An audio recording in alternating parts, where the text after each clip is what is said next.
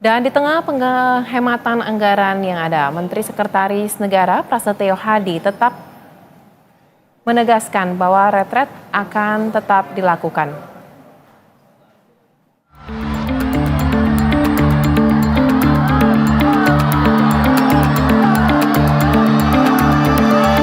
Presiden Prabowo Subianto berencana akan menggelar retret kepala daerah terpilih di Magelang. Mengenai biaya retret, Menteri Sekretaris Negara Prasetyo Hadi memastikan berasal dari pemerintah, bukan dari kantong pribadi Prabowo Subianto. Prasetyo juga menegaskan retret ini tidak ada kaitannya dengan rencana penghematan anggaran oleh kementerian dan lembaga. Sebelumnya di hadapan Menteri, Kepala Lembaga dan Kepala Daerah, Presiden Prabowo Subianto mengingatkan agar seluruh pejabat, baik di pusat maupun daerah untuk melakukan penghematan dan menjaga kebocoran pada APBN 2025. Presiden meminta untuk mengurangi acara atau pengeluaran yang bersifat seremonial, kajian, hingga seminar. Prabowo mengatakan APBN 2025 dirancang untuk menjaga stabilitas, inklusivitas, keberlanjutan dengan kehati-hatian, sehingga pemerintah dapat terus melakukan pengendalian belanja secara prudent dan terencana dengan baik. Dalam rangka kita waspada menghadapi tantangan yang tidak menentu, kita harus ikat sabuk-sabuk kita. Kita harus, sekali lagi saya tekankan, hemat. Kita harus kurangi kebocoran dari anggaran. Saya bertekad untuk memerangi kebocoran. Kita harus jamin setiap rupiah uang rakyat sampai ke rakyat yang memerlukan. Presiden Prabowo juga menyampaikan di antara prioritas kegiatan 2025 seperti pemeriksaan kesehatan gratis yang dialokasikan dengan anggaran 3,2 triliun rupiah. Program makan bergizi gratis sebesar 71 triliun rupiah, serta renovasi sekolah sebesar 20 triliun rupiah. Pendapatan negara dalam APBN 2025 ditargetkan sebanyak 3.005,1 triliun rupiah dan akan diwujudkan dengan reformasi perpajakan. Tim Liputan Berita 1. Dan pemerintah ini memang berencana untuk menggelar retret kepada kepala daerah pada tanggal 21 Februari mendatang. Dan untuk membahas terkait dengan rencana ini, kita sudah terhubung dengan sejumlah narasumber, di antaranya pengamat kebijakan publik Agus Pambagio dan juga Kapus Pen TNI periode 2010-2014 Laksamana Muda Purnawirawan Iskandar Sitompul. Selamat malam Bapak-Bapak. Selamat malam Mbak. Baik, mungkin pertama-tama saya mau mendapatkan gambaran dulu nih Pak, mewakili orang awam kepada Pak Iskandar Sitompul. Sebenarnya apa saja kegiatan yang biasanya dilakukan saat ada kegiatan retret di wilayah Akademi Militer atau Akmil Magelang, Jawa Tengah Pak? Jadi begini Mbak ya, jadi selamat malam untuk semuanya. Juga dengan Pak Agus, ini teman jalan sehat saya nih Pak Agus. Jadi pertama begini, retret ini bagus sekali. Ya, ini retreat ini di TNI juga kita sering melaksanakan seperti ini. Dan juga saya kebayang dengan retreat ini yang dilaksanakan oleh Bapak Presiden kita ini bagus sekali. Kenapa saya katakan demikian? Ini untuk menyatukan, ya, menyatukan pola pikir, pola pandang dan segalanya lah ya. Ini dulu dilaksanakan di Lemhanas bagi kepala daerah. Saya dulu Lemhanas tahun 2006. Ada, saya lihat itu yang 2 minggu, yang berapa ya. Namun akhir-akhir ini tidak ada lagi. Nah, di sini saya lihat Lemhanas terlibat. Ini bagus sekali. Apalagi di sini saya lihat Kapolri juga ada, Kejaksaan Agung ada, KPK ada, Panglima TNI ada, dan menteri lainnya. Ini sangat perlu. Kenapa saya katakan? Negara kita, saya kutip tadi kalimat dari Bapak Presiden. Bapak Presiden akan memerangi katanya kan, kemiskinan dan lain sebagainya. Memerangi kemiskinan ini apa kata-kata kuncinya? Jangan ada yang main-main. Saya ambil satu kalimat dari Presiden Amerika dan juga Xi Jinping. Itu paling mantap, itu perlu kita terapkan. Kenapa? Begitu pejabat duduk di daerah, dia dikasih tuh aturan-aturan tuh, nanti Jaksa Agung ngasih tahu tuh bahwa kalau korupsi kamu begini, hukumannya mati atau apa. Itu harus dikasih tahu, Kapolri kasih tahu tuh. Nah, demikian juga yang lain-lain. Sehingga apa yang dikatakan tadi Bapak Presiden, Bapak Prabowo, ini presiden yang kita pilih ya, kita harus dukung apapun yang terjadi, kita harus dukung. kita harus amankan kebijakan itu. Ini yang perlu disampaikan, jangan lip service lagi sekarang ini, nggak bisa. Sekarang sanksinya harus berat kepada kepala daerah. Kenapa? Inilah yang membuat nanti negara kita ini bagus, negara kita ini maju, dan negara kita ini semua bisa menjadi negara yang kita harapkan di tahun 2045. Demikian juga presiden kita sudah begitu banyak berkorban, mau memperbaiki. Tapi sanksinya yang perlu diterapkan di sini. Ini menurut saya Mbak, sementara mungkin bisa disampaikan ke Mas Agus juga nanti. Baik, Mas Agus boleh diberikan tanggapan juga. Tadi Pak Iskandar mengatakan ini hal yang sangat positif dan bagus untuk menyatukan pandangan. Dan ternyata bukan kali ini, dulu Lemhanas pernah melakukan. Pertanyaan saya, apakah Anda menilai hal serupa juga untuk dapat menyatukan visi dari pusat hingga ke daerah? Begini, betul sekali, itu pekerjaan yang baik, tapi ada beberapa hal yang harus concern dilakukan. Pertama kan level korupsi kita masih tinggi sekali. Apakah dengan retret itu orang menjadi takut atau berpikir kalau kita misalnya kita mencelakakan atau menyiksa orang atau tidak? Apakah di sana nanti diajarkan semacam budi pekerti? Lihat, kalau kau korupsi, kau akan begini. Itu atau tidak? Itu satu. Kedua adalah anggarannya dari mana? Apakah dari anggaran pertahanan atau dari anggaran kepolisian, kan, TNI, kepolisian, karena dua anggaran itu yang tidak dikurangi sama sekali. Nah, ini publik perlu tahu dari mana, karena publik sudah diminta untuk menarik kencang ikat pinggangnya sebagai dampak dari pengurangan anggaran. Karena praktis bisnis di Indonesia ini 60% masih tergantung APBN. Ketika APBN-nya diciutkan, habis itu. Nah, ini yang perlu disampaikan supaya tidak ada dusta di antara kita. Ini program baik, tentu hasilnya kita akan harapkan baik. Artinya apa? Kepala daerah tidak ada lagi hengki-pengki, colok sana, colok sini, cabut sana, cabut sini. Yang penting ujung-ujungnya uang. Sementara aparat penegak hukumnya kita juga parah sekali. Jadi dia juga harus berubah. Bagaimana dia akan mengajarkan pada anggota pimpinan daerah itu, kalau yang mengajar pun tidak bisa melakukan tata kelola dari negara dan governance-nya. Itu saja dulu. Baik, nah mungkin pandangan lagi mungkin bisa disampaikan oleh Pak Iskandar sebagai seseorang yang memiliki pengalaman juga menjalani retret seperti apa, di Lemhanas juga seperti apa. Nah, saat ini kan yang menjadi isu juga menjadi pertanyaan seperti yang Mas Agus sampaikan, penghematan anggaran tengah dilakukan, kemudian Presiden akan melakukan juga retret untuk 505 kepala daerah terpilih. Pertanyaannya, apakah ini tetap menurut Anda tetap akan efektif dan efisien atau justru ada cara lain selain retret untuk dapat menyatukan visi dan misi mungkin? Jadi kalau menurut saya gini Mbak, memang banyak model ya untuk menyatukan visi dan misi ini. Ya tadi saya katakan waktu saya tahun 2006 Lemhanas itu ada. Saya lihat itu wali kota, bupati, gubernur ada. Nah model ini mungkin karena Bapak Presiden kita ini seorang tentara dan kita kan dulu dididik ini di Akmil ini semua Mbak ya. Mungkin ini marwah ya atau atmosfer ya. Atmosfer dari ada gunung tidar di belakangnya, ada suasana dingin, suara burung, suara jangkrik, mungkin kita akan merenung. Menurut saya, ini adalah atmosfernya. Kita akan merenung bahwa kita akan menjadi baik semuanya. Ini kalau saya lihat dari Bapak Presiden kita Pak Prabowo, karena kita dididik di sini semua Mbak. Ini benar-benar kita Mbak, ada itu yang namanya tempat yang benar-benar sakral. Kita kalau di sana dikumpulkan, kita bisa nangis loh Mbak. Kita bisa nangis, mengeluarkan air mata. Kita berjanji di dalam hati kita itu, saya tidak akan berbuat salah, saya tidak akan berbuat jahat, saya akan bawa negara ini seperti yang negara-negara maju lainnya.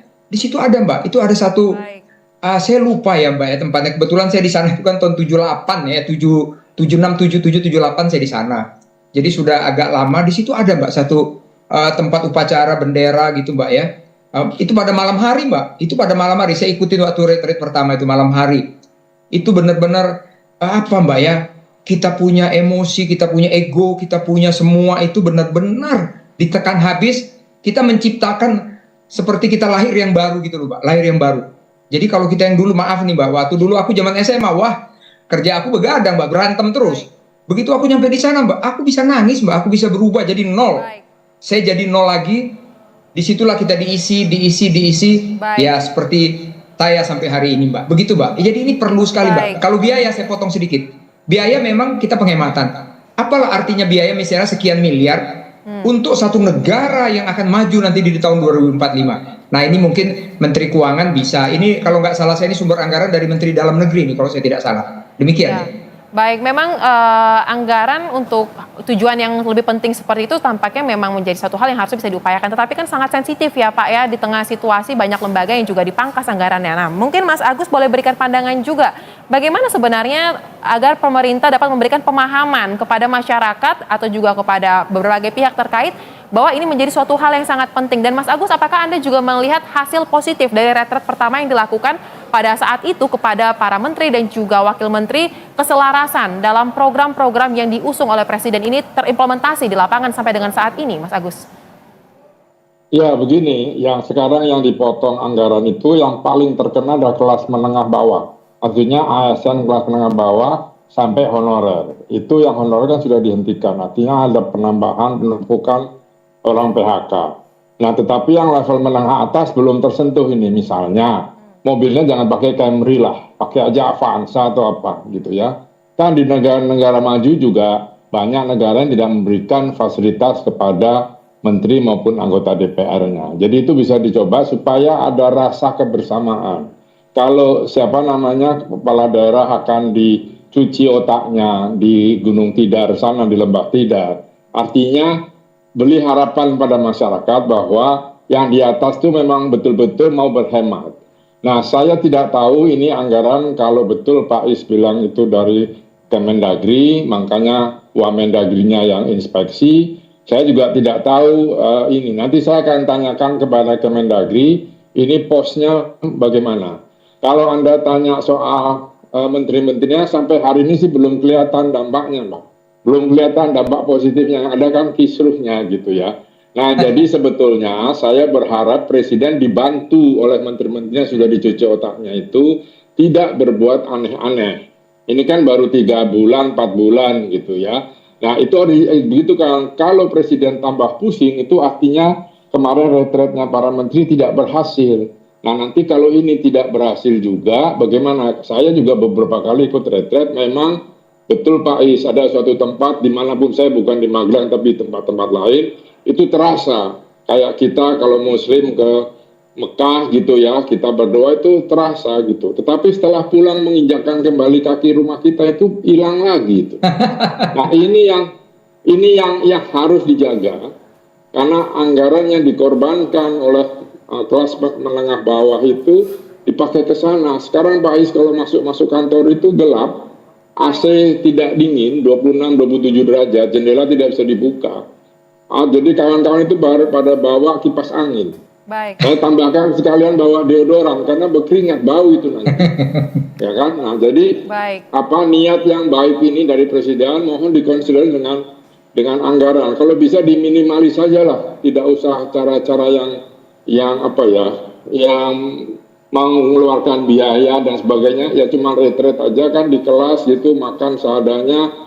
Saya itu pun 500 orang itu berapa miliar saya nggak tahu. Itu yang coba nanti saya chat ke Pak Wakil Menteri Dalam Negeri, itu bagaimana struktur anggaran, karena jangan sampai menyakiti kawan-kawan yang honorer maupun yang kelas eselon menengah bawah itu gitu. Itu komentar dari saya. Baik, memang anggaran ini kan didapatkan dari kantong masyarakat, dan menurut Mas Agus tadi yang paling banyak berkorban adalah masyarakat menengah ke bawah. Nah pertanyaan saya, kenapa mungkin sampai dengan saat ini hasilnya menurut Mas Agus belum terasa signifikan dari retret pertama kepada para menteri dan juga wakil menteri? Nah Pak Iskandar, memang biasanya ketika setelah menjalani retret di Akmil tersebut, pengalaman Anda, apakah ada suatu target jelas, indikator-indikator output yang diharapkan yang disampaikan kepada para peserta retret, agar ada terlihat hasilnya, ada parameter yang bisa dilihat apakah sesuai dengan yang diharapkan, dan diharapkan juga kan memang supaya anggaran besar tersebut tidak terbuang sia-sia. Pengalaman Anda seperti apa, Pak Iskandar? Jadi kalau saya begini Mbak, saya coba memberi gambaran pada saat zaman saya Pak, zaman saya. Namun di sini kalau saya lihat kan Presiden kita ini seorang tentara ya, seorang Kopassus ya. Saya juga seorang tentara tapi saya angkatan laut. Namun kita bukan retret ya. kita selalu ada ini hanya sekedar nama kalau menurut saya ya, bisa retreat, bisa apapun itu namanya silakan. Kalau kita ada yang namanya jam komandan, itu jam komandan itu Mbak, kita setiap minggu pasti ada, minimal itu sebulan 2 kali pasti ada, itu jam komandan. Di situ mulai yang berbicara, ini saya agak mengecilkan sedikit skopnya, tapi ini sama kalau kita implementasikan di luar itu sama saja. Saya contoh, semua komandan-komandan satuan kita kumpulkan. Di situ ada namanya apel komandan satuan, ya. Kita kasih tahu itu.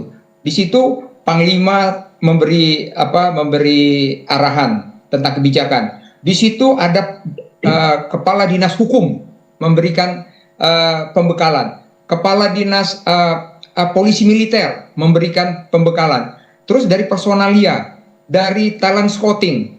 Nah, di situ mereka mengatakan, kalau kamu seorang tentara berbuat salah A, B, C, D, karir kamu akan begini. Kalau kamu melanggar hukuman seperti ini, main perempuan, hukuman kamu selesai. Kalau kamu uang, dipecat langsung. Kalau kamu begini. Itulah pembekalan-pembekalan kita di jam komandan. Ya, kalau saya rasa sama saja ini, retreat jam komandan itu ada. Sama saja. Ini kita selalu melaksanakan, Mbak. Setiap minggu itu minimal sebulan 2 kali, minimal itu, Mbak. Pasti ada. Nah, seperti itu saja sudah dilaksanakan. Dari 100% tentara itu, saya bicara Angkatan Laut, itu ada aja Mbak 5% yang babaliut ada aja. Tapi paling tidak kan kita minimalis atau kita mitigasi semuanya dengan jam komandan atau retreat istilahnya ini. Jadi kalau menurut saya ini perlu dengan catatan sanksinya itu harus dikasih tahu. Sanksinya. Dan di kita di Angkatan Laut Mbak, begitu buat kesalahan 1 kali, nyolong uang, main perempuan, narkoba, ikut-ikut ekstrim kiri, selesai Mbak. Letnan selesai seumur hidup, nggak ada toleransi lagi Mbak. Ini yang perlu diterapkan. Makanya di Angkatan Laut itu disiplin sangat ketat sekali Mbak. Ini sebagai bahan saya untuk kita semuanya Mbak. Baik Mas Agus, memang kita melihat ya bagaimana background dari Presiden Prabowo ini sepertinya sangat berpengaruh untuk gaya kepemimpinannya dia. Dan jika tadi Anda juga mengatakan sepertinya hasil dari retret pertama tidak terlalu terlihat saat ini. Apakah memang ini karena background dari para menteri atau wakil menteri ini bukan TNI, jadi tidak mendapatkan feels-nya secara penuh, atau memang karena tidak ada target-target output yang harus dicapai dengan jelas disampaikan secara gamblang, Mas Agus? Ya, saya nggak dengar itu ya, tadi hilang sebentar gitu. Artinya dari Pak Is tadi sampaikan, saya setuju. Ya, tapi di kita itu yang tidak ada adalah contoh. Artinya kalau ada pelanggaran nanti setelah retret kemarin menteri dan sekarang kepala daerah, begitu ada yang salah sudah dihukum saja. Ya apapun tadi sudah disampaikan Pak Is itu harus dilaksanakan. Tidak ada, waduh nggak bisa itu bapaknya komandan saya dulu, waduh yang ini began, itu selesai. Artinya retret itu menjadi tidak berguna ketika itu tidak dilaksanakan. Nah tentara-tentara muda atau kepala daerah muda itu adalah hal yang harus disentuh dengan itu. Karena selama ini kita rusak karena korupsi, kita rusak karena pelanggaran konstitusi. Nah ini harus dipastikan, kemudian yang memberi pelatihan itu atau Pak Presiden punya tools khusus menghukum orang yang sudah masuk retret ini tapi melakukan kesalahan, tidak ada ampun. Kalau tidak, retret ini ya seperti pesta reuni dan sebagainya gitu, atau banyak wejangan-wejangan tapi tidak dilaksanakan. Kita ini kan banyak ini penjahat-penjahat koruptor yang ditangkap, dihukum, tapi tinggal di rumah. Hari Sabtu Minggu pulang ke rumah misalnya. Kita tidak usah berdebat, itu terjadi di mana-mana. Nah artinya saya berharap selesai retret ini apa yang disampaikan tadi seperti Pak Is katakan, itu dilaksanakan. Ketika itu tidak dilaksanakan, misalnya ada kepala daerah tadi melakukan kekerasan terhadap perempuan, lalu terhadap laki, dia harus langsung dihukum, tidak ada ampun. Karena kalau tidak, percuma saja. Percaya sama saya, uang sudah banyak keluar tapi hasilnya tidak ada. Itu aja. Baik, singkat saja terakhir kepada Pak Iskandar. Sanksi menjadi kunci juga untuk dapat memastikan apa yang disampaikan diimplementasikan dengan baik. Pertanyaan saya, perlu nggak masyarakat tahu apa sanksi yang diterapkan oleh Presiden agar masyarakat sama-sama mengawasi kinerja dari para menteri dan wakil menteri tersebut? Kalau menurut saya perlu banget, Mbak. Saya tadi tentang retret ini kan saya suka membaca-baca berita. Saya senang pemateri ini Mbak, saya sampaikan di sini ya. Pemateri ini biar semuanya kita tahu. Ada dari Kejaksaan Agung ya.